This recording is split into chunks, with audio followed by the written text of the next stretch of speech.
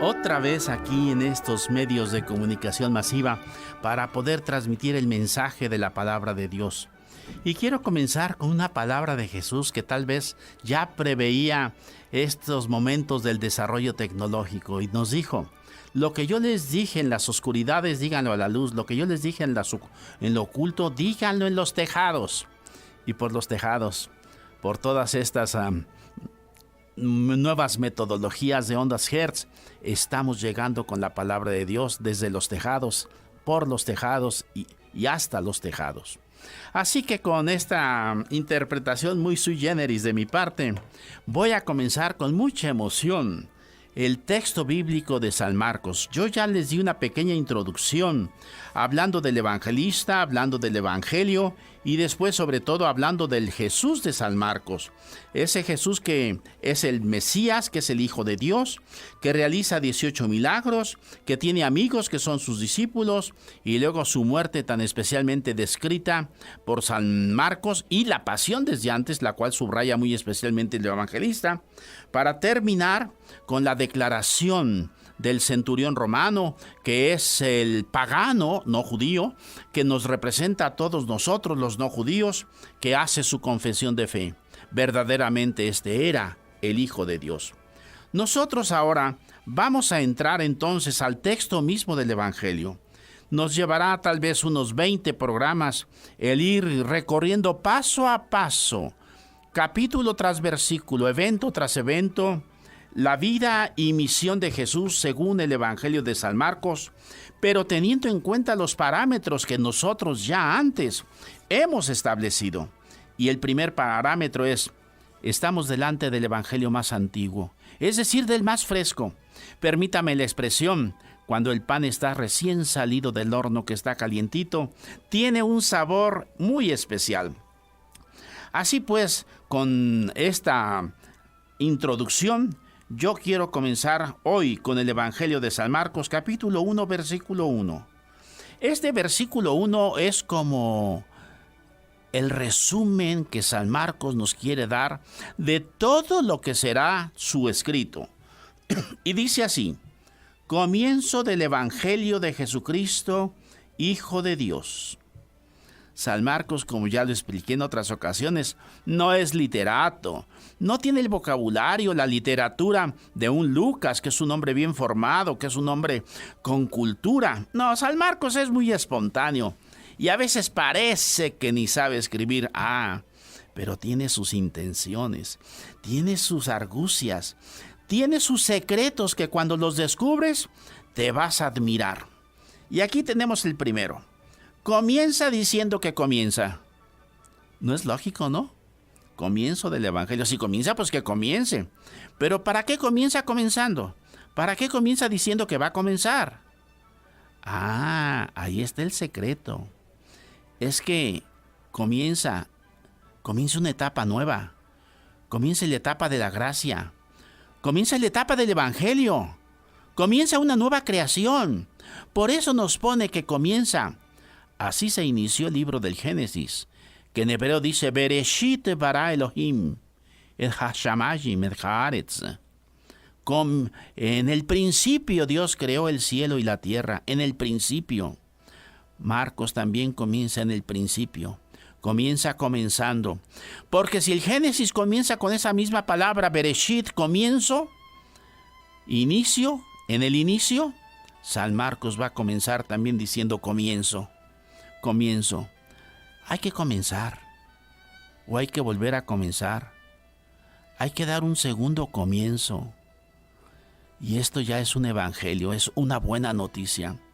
Porque hay mucha gente que no se da el derecho a volver a comenzar. Hay gente que nunca comienza otra vez. Y San Marcos nos dice: aquí voy a comenzar yo. Desde aquí para adelante 0 kilómetros. Vamos a iniciar otra vez. Qué preciosa manera de comenzar San Marcos su evangelio, diciendo comienzo, inicio. ¿Por qué? Porque vamos a entrar a un mundo nuevo, a una nueva creación, la inaugurada por el evento de Cristo Jesús.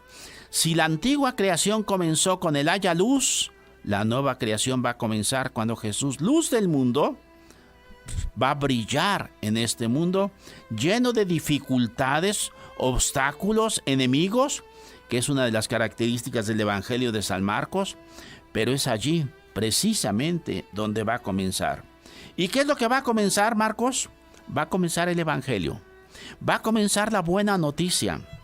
Hasta entonces, el Antiguo Testamento era una preparación. Había ciertas semillitas que después se van a ir desarrollando para llegar a la plenitud de los tiempos.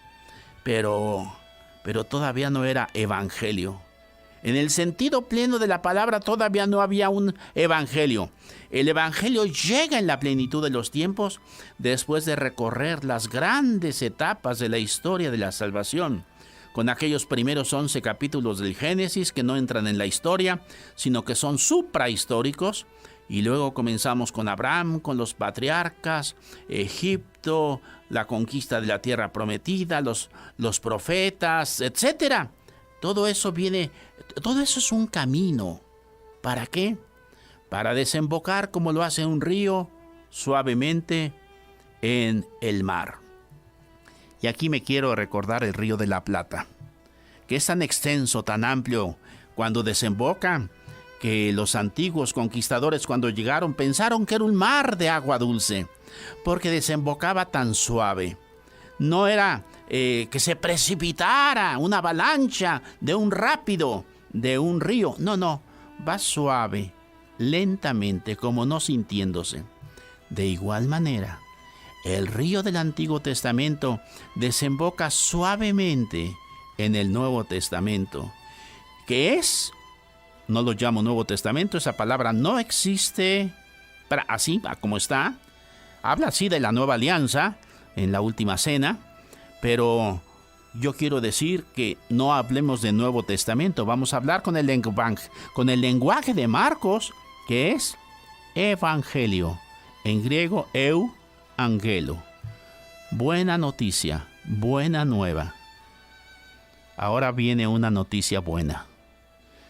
¿Habrá algo más adecuado para nuestro mundo que sufre tanta guerra, injusticia, opresión, cuando la maldad parece reinar en el mundo, cuando se propaga la impunidad, cuando hay terremotos, donde hay temblores, cuando hay volcanes que explotan y tantos problemas sociales, económicos, políticos?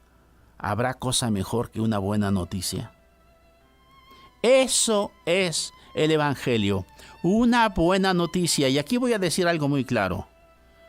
Si no es buena noticia, no es Evangelio. Si las interpretaciones son noticias negativas que crean temor, angustia, miedos, no es Evangelio. Llámenle de cualquier manera, pero no le llamen Evangelio. El Evangelio es Evangelio, es decir, el Evangelio es buena noticia. Y si no es buena noticia, no es Evangelio. No esperen ustedes aquí en este Evangelio, sobre todo el de Marcos, ningún rasgo moralista, menos amenazador. Todo aquí es Evangelio. Todo aquí es buena noticia, sobre todo el Jesús taumaturgo. Si el Jesús de Mateo es un Jesús maestro que enseña con su palabra, 5 discursos en Mateo, el Evangelio de San Marcos es el taumaturgo, el que hace obras maravillosas, grandiosas, thaumata, maravillas, ergon, obras, es decir, el que hace milagros, signos, prodigios, curaciones, que vamos a encontrar 18 curaciones en el Evangelio de San Marcos, que tiene solo 16 capítulos, es el más pequeño. Por eso, el Evangelio es Evangelio. Parece redundante, pero no lo es, porque todavía hay muchos predicadores y algunos dentro, otros fuera de la Iglesia Católica, que toman el Evangelio para amenazar, para decir que ya se va a acabar el mundo, para decir que ya el castigo de Dios viene. ¿Cuántas veces se oyen de apariciones que hasta la Virgen está deteniendo el brazo vengador de Dios para que no castigue a la humanidad? Eso no es Evangelio. No es Evangelio, y si no es Evangelio, no es Evangelio. El Evangelio es el amor misericordioso de Dios, que envió a su Hijo precisamente a los pecadores. Comienzo del Evangelio. Así que está comenzando una nueva era, una nueva etapa. Pero dice una cosa, Evangelio de Jesús Cristo. Para nosotros es la misma palabra. En griego y en otros idiomas no es así. Son dos palabras, Jesús Cristo o Jesús Mesías, Jesús el ungido. Pero vamos primero al genitivo que dice aquí, Evangelio de Jesús Cristo. Evangelio de Jesús el Cristo.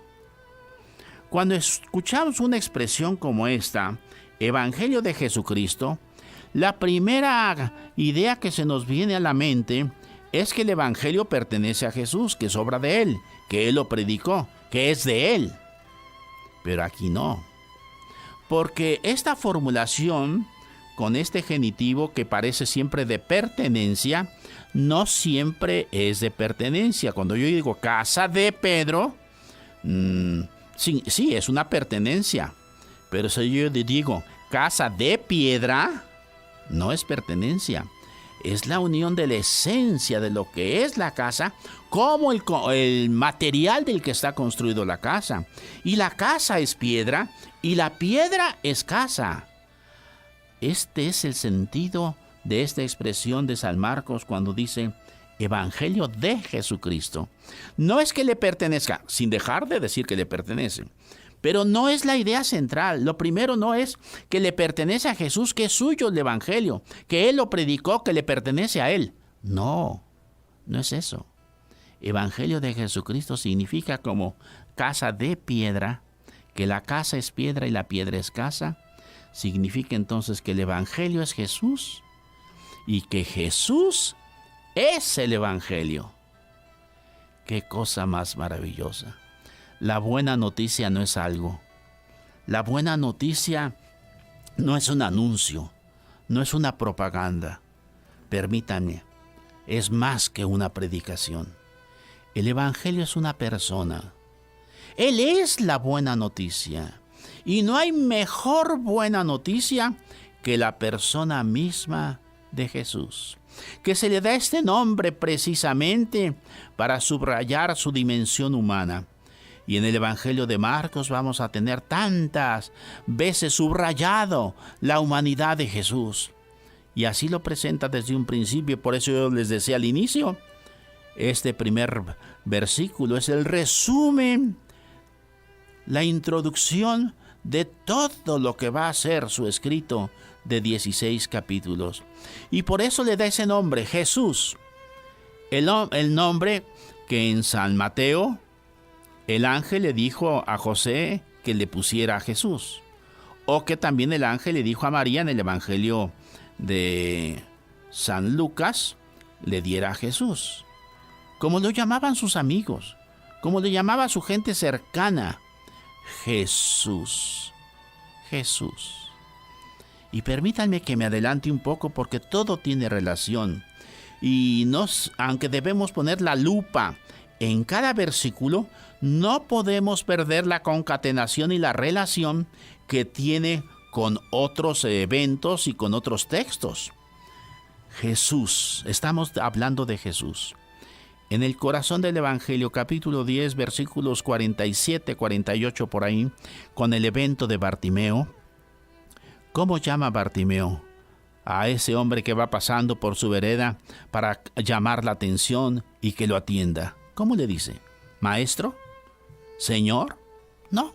¿Hijo de Dios? No. Lo llama Jesús. Jesús. Así lo llamaba la gente que le tiene confianza, como nosotros también llamamos por su nombre a los que le tenemos confianza. A nuestra gente cercana que trabaja con nosotros o que vamos a ver, pues la llamamos más bien por su apellido, el señor González, el señor Martínez. Cuando es una función lo llamamos el señor de la leche, el señor de la esquina. Bartimeo no. Bartimeo llama a Jesús por su nombre, Jesús. Por eso el Evangelio, pues, es una persona, es la persona de Jesús, el Cristo, es decir, el ungido, el lleno de Espíritu Santo. Cuando quisiéramos ver el papel del Espíritu Santo en Jesús en la iglesia, debemos recurrir sobre todo al Evangelio de San Lucas. Pero no está ausente esta dimensión en el Evangelio de San Marcos, porque Jesús es el ungido con Espíritu Santo. Desde un principio nos lo está presentando así. Es el Mesías en hebreo, el Christos en griego, y para nosotros en español sería el ungido, como lo llamamos uniendo su nombre con su función, Jesucristo, que yo prefiero decir Jesús Cristo. Hay una canción de Roberto Carlos que tal vez hemos escuchado que se llama Jesús Cristo. Jesús Cristo, yo estoy aquí. ¿Cómo lo llama? Jesús Cristo. 2 palabras que en español yo no sé por qué las hemos unido. No hay tampoco una razón fundamental para decir que tengan que estar separadas, pero sí queremos darle a cada una su valencia, su valor, y decir, ese Jesús tan humano es el Mesías, es el ungido, es el Cristo de Dios, es el Cristo. Y todo el Evangelio de San Marcos va a recorrer en esta vía para mostrarnos que Jesús es el Cristo, para decirnos que Jesús es el Mesías. Y por último termina el versículo, comienzo del Evangelio de Jesucristo, Hijo de Dios. ¿Por qué pondría San Marcos esta aclaración que ese Jesús tan humano es Hijo de Dios? Esta misma declaración la va a tener 3 veces, otras 2 veces, una al final del Evangelio con el centurión y otra en medio, cuando Pedro diga, tú eres el Cristo, el Hijo de Dios vivo. Perdón, eso no lo trae San Marcos. Pero también al medio, también en el medio del Evangelio se va a presentar Jesús como el Hijo de Dios. ¿Por qué lo hace San Marcos así? Porque el Jesús de Marcos es tan humano que podríamos quedarnos anclados en la humanidad de Jesús y pensar que solo es un hombre. Es un hombre, sí. Plenamente hombre, sí. Pero también es el Hijo de Dios. No se olviden.